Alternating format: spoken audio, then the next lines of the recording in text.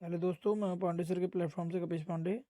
दोस्तों, इसमें क्या है कि जो अभी हाल फिलहाल के एग्ज़ाम हुए हैं एमआरएस के, उसमें कई सारे लैब अटेंडेंट के भी मतलब एग्ज़ाम्स रहे हैं, जिसमें जनरल हिंदी और जनरल इंग्लिश मैं कराने जा रहा हूँ आप सबको।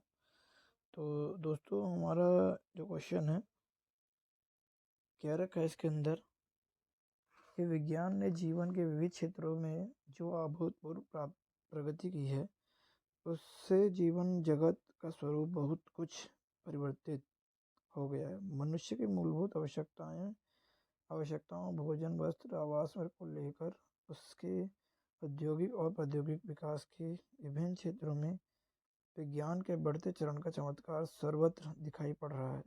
विज्ञान के द्वारा प्रदत्त रेलगाड़ी, हवाई जहाज और रॉकेट ने मनुष्य की गति को अधिक तीव्र कर दिया गया है। इन संसाधनों के माध्यम से मनुष्य न केवल जल, थल एवं आकाश में विचरण कर रहा है, वरन धरती के गुरुत्वाकर्षण शक्ति की परिधि को लांघ कर चंद्रलोक पर भी पैर रख चुका है। तो व्यक्ति की मूलभूत आवश्यकताएं कौन सी है? भोजन, वस्त्र और आवास। तो आप देख ही सकते हैं इसका ऑप्शन क्या होगा दोस्तों, थर्ड। मनुष्य चंद्रलोक पर पैर किसके कारण रख चुका है? विज्ञान द्वारा पद्धति संसाधनों द्वारा। ये रहा लिखा हुआ है मनुष्य,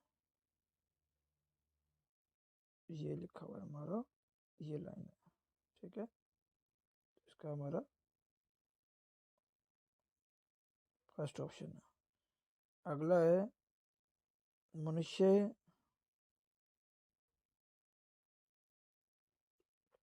मनुष्य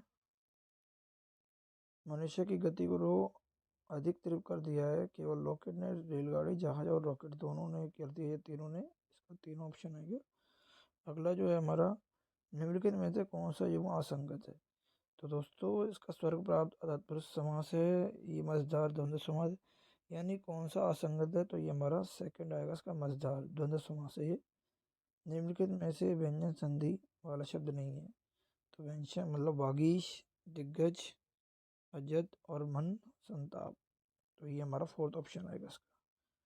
निम्नलिखित में से संधि नियमों के उल्लंघन की दृष्टि से अशुद्ध शब्द कौन सा है?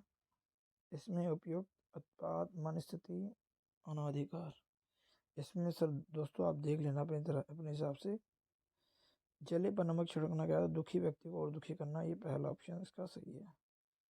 उंगली पर नचाना, नाचना, मुहावरे का इस्तेमाल, किसी के इशारे पर चलना, ये ठीक है इसका। अगला है निम्नलिखित विलोमार्थी शब्द हो गए असंगत। आगत, निर्गत, ठीक है, असंगत बोला है इन्होंने, यानी विलोमार्थी से आगत निर्गत। अमृत, विष, अल्पायु, दीर्घायु, अस्त, उदय। अस्त और उदय, अस्त व्यस्त होता है, यानी अस्त और उदय, उदय, ठीक है। तो आगत और निर्यात नहीं हुआ, आगत और निर्गत होता है, इसका पहला ऑप्शन आएगा दोस्तों। और कह रहा निम्नलिखित में से स्त्री का पर्यायवाची। स्त्री क्या होती है दोस्तों? लेडीज, यानी कि जनानी, जनानी, हाँ। और भार्य क्या होती है? एक पत्नी होती है हमारी। कांता, कामनी, वनिता, ये एक स्त्री का नाम है। अगले क्वेश्चन की तरफ चलते हैं, जो हमारा जनरल इंग्लिश है। कह रहे हैं इनक्रेडिबल का मतलब क्या होता है? जो मीनिंग नियरेस्ट है, तो रिकॉन्साइल होता है इसका मीनिंग, ठीक है।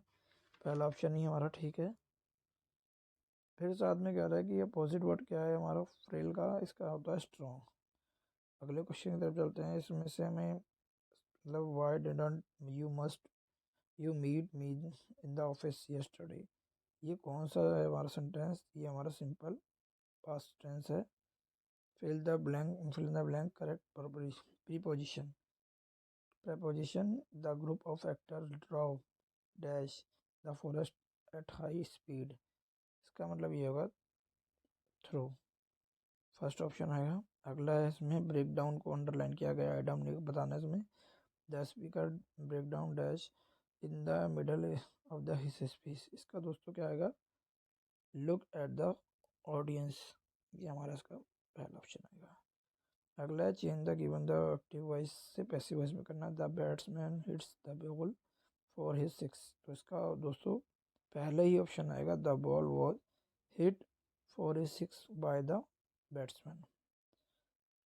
In the following sentence, identify the part which contain an error. The verifier required from me where I lived. तो इसमें दोस्तों आप अपने तरफ से देख लेना, बाकी मेरे हिसाब से इसका जो मैं बता रहा हूँ इसमें हमारा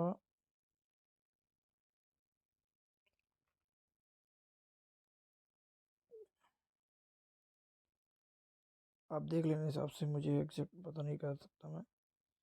चूज द करेक्ट आर्टिकल। कह रहा dash honest politician is a rarity these days. तो दोस्तों इसमें क्या आता है, ऑनेस्ट के साथ हमारा एन आता है। अगला जो क्वेश्चन है हमारा, choose the correct from the verb to go with the subject. Subject के अकॉर्डिंग हमारा वर्ब कौन सा होगा। On the day of the departure, every one of the boat's crew dashed down with favor. तो will be, was, has been and were आएगा इसका option. और दोस्तों इसमें rearrange the part of the incorrect order the make the meaningful sentence बताना है। पहले में लिखा है to the nearby jungle I saw young shepherd or in the early dawn and herding the cattle। इसका दोस्तों आई थिंक मेरे हिसाब से पहले इन द अर्ली डाउन आएगा, फिर हमारा आई सॉ यंग शेफर्ड आएगा, फिर herding the cattle and last to go the nearby jungle. यानी कि इसका जो ऑप्शन बनेगा दोस्तों, थर्ड ऑप्शन बनेगा हमारा। समझ पाए। ये मैं आगे भी वीडियो आपको सबके लिए आता हूँ दोस्तों, शेयर जरूर करें और लाइक और सब्सक्राइब जरूर करें मुझे। Thank you for watching.